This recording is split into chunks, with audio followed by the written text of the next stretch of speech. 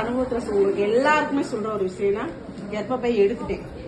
கர்ப்பப்பை எடுத்ததுக்கு எனக்கு ரீசன் என்னன்னா பீரியட்ஸ் ஆகும்போது 2 days மட்டும் தான் இருக்கும். அந்த 2 days வயிறு வலி வீரே விடுவேன்.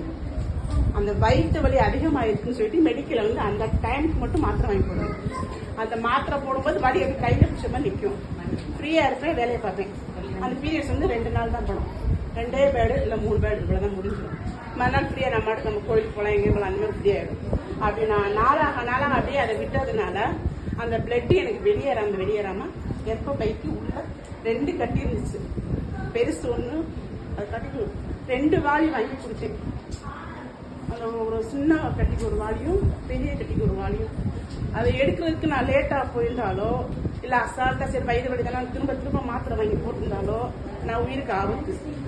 அப்ப எனக்கு எல்லாருக்குமே லேசர் சர்ஜரி பண்ணணும்னு சொல்லியிருந்தாங்க. சின்னதா ஒரு ஹோல் மட்டும் போடுவாங்க. இந்த இடத்துல ஹோல் போட்டா கர்ப்பப்பையை மட்டும் உருக்கிடுவாங்க, கர்ப்பப்பை வீக்கா இருந்தா.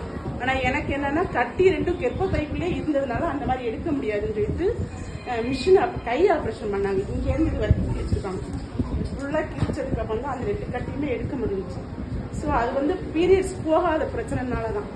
அப்ப இவங்க சொல்ற இந்த சொல்யூஷன் உங்களுக்கு யூஸ் ஆகும். நார்மலா உங்களுக்கு மந்த்லி எந்த ப்ராப்ளம் இல்லாம அது வெளியேறும்போது கர்ப்பப்பைக்குள்ளேயோ இல்ல உடம்புலயோ இல்ல கர்ப்பப்பையை விட்டு வெளியில எங்கேயாவது கேன்சர் கட்டி வர்றதுக்கான வாய்ப்புகள் இல்லாம போகும்.